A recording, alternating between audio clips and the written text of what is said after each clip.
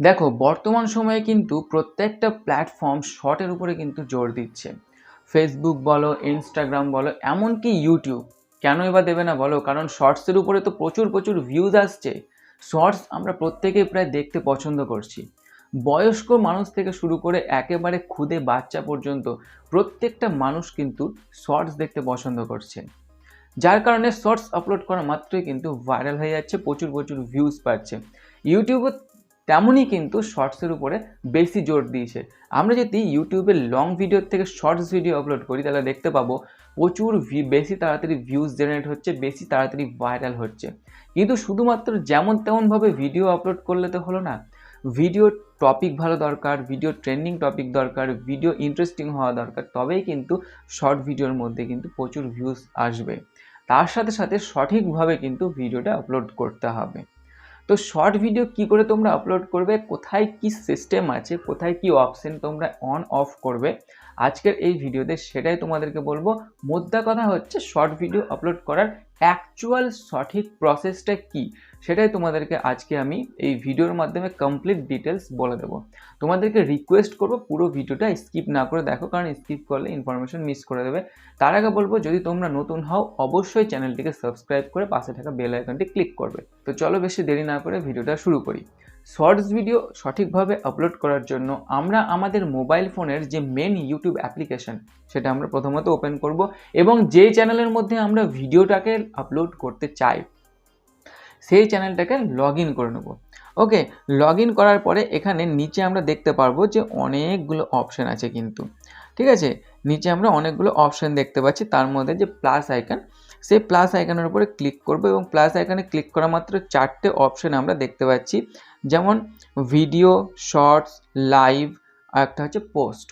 যদি তোমাদের ভিডিও বানানো না থাকে, তোমরা যদি চাও যে জাস্ট ফ্রন্ট ক্যামেরা দিয়ে ভিডিও বানাতে, তাহলে কিন্তু তোমরা এই রেড কালারের বাটনের উপর ক্লিক করে তোমরা কিন্তু বানাতে পারো। যদি তোমাদের ভিডিও অলরেডি বানানো থাকে তাহলে তোমরা এখানে ক্লিক করে গ্যালারি থেকে তোমরা ভিডিওটাকে ইনসার্ট করতে পারো। আমার যেহেতু ভিডিও বানানো আছে, গ্যালারি থেকে আমি ভিডিও ইনসার্ট করব, তার জন্য এই চৌকো ঘরের উপর ক্লিক করব। ক্লিক করলাম, ক্লিক করার পরে এখানে আমার যেই শর্টস পছন্দ, গ্যালারি থেকে আমি একটা শর্টস নিয়ে নিলাম। ওকে, এরপরে এখানে ডান করতে হবে, ঠিক আছে। ডান করার পরে জিনিসটা একটু প্রসেসিং হচ্ছে। এবার প্রসেসিং হওয়ার পরে কিন্তু এই ফ্রন্ট ক্যামেরাটা ওপেন হলো, অর্থাৎ আমি আমার ভিডিও দিয়েও কিন্তু এটাকে রিমিক্স করতে পারি, কিন্তু আমার সেটা দরকার নেই। এটা পুরোপুরি আপলোড কমপ্লিট হয়ে গেছে। আমি জাস্ট এই টিক মার্কে ক্লিক করব, দিয়ে নেক্সট করব। নেক্সট করার পরে এখানে আমি টেক্সট, ট্রিম, ফিল্টার এ সমস্ত কিছু দিয়ে আমি ভিডিওটাকে সাজাতে পারি, কিন্তু আমার এখানে কিছু করার দরকার নেই। জাস্ট আমি এখানে নেক্সট বাটনের উপর ক্লিক করব। তার সাথে সাথে যদি তোমরা এই যে ভিডিও ক্লিপ, তার সাথে যদি সাউন্ড অ্যাড করতে চাও তাহলে এই অ্যাড সাউন্ডের উপর ক্লিক করতে হবে। অ্যাড সাউন্ডের উপর ক্লিক করে এখান থেকে তোমরা সাউন্ড ইনসার্ট করতে পারো। যেমন আমি এই সাউন্ডটা এখানে নিয়ে নিচ্ছি, ঠিক আছে। এখানে আমি এবার প্লে করে তোমাদেরকে দেখাচ্ছি কেমন সাউন্ডটা হলো, ঠিক আছে। জাস্ট নেক্সট করছি। নেক্সট করার পরে এখানে আমাদের ভিডিও ডিটেলস ফিল করার পেজটা চলে এলো। তার আগে তোমাদেরকে একটা কথা বলে রাখি, ভিডিওর যে প্রিভিউ তোমরা দেখতে পাচ্ছ, সেই ভিডিওর প্রিভিউর উপরে একটা পেন টুলস দেখাচ্ছে। সেই পেন টুলসের উপর ক্লিক করে তোমরা তোমাদের শর্ট ভিডিওর উপরে থাম্বনেল সেট করতে পারো। হ্যাঁ, এখানে নিচে যে বক্স দেখাচ্ছে সেই বক্সটাকে কিন্তু টেনে লেফট অ্যান্ড রাইট করা যায়। এখানে এই বক্সটাকে যেই পজিশনে রাখবে সেইটাই কিন্তু তোমাদের থাম্বনেল হবে।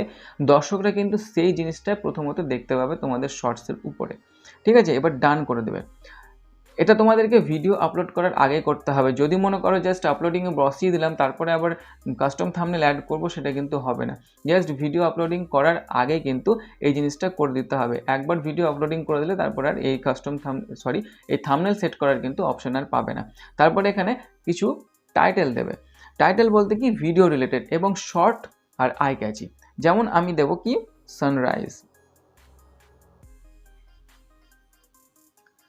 Sunrise with bird fly.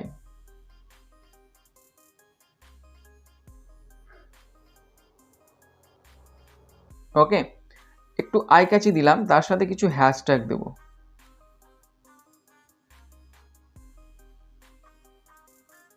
Sunrise birds fly দিয়ে দিলাম।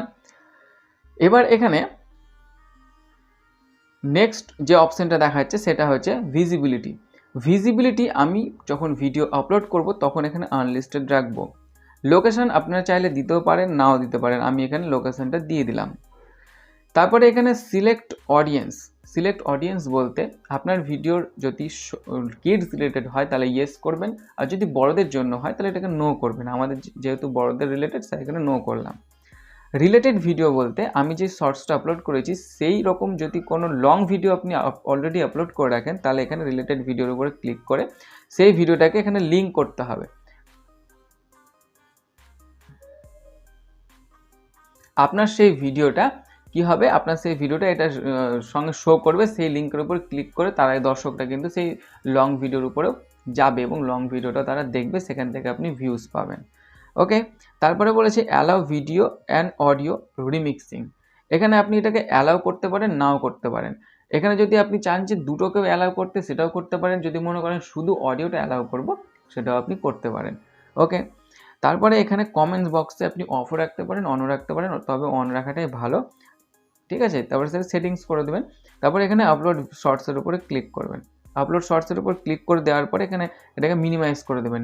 এবার আপনার মোবাইলের যে ওয়াইটি স্টুডিও অ্যাপ্লিকেশন সেটা ওপেন করবেন। ওপেন করার পরে এখানে কন্টেন্ট সেকশনে যাবেন।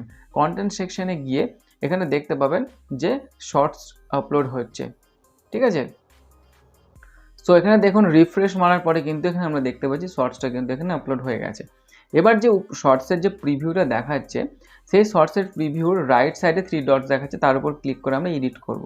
এডিট করবো বলতে এখানে আরও কিছু ডিটেলস আমরা ফিল করব, যেমন এটা যে টাইটেল সেই টাইটেলটাকে আমরা পুরোপুরি কপি করব, একেবারে হ্যাশট্যাগ সমেত পুরোপুরি কপি করে আমরা এটা ডেসক্রিপশন বক্সের প্রথম লাইনে আমরা পেস্ট করে দেবো।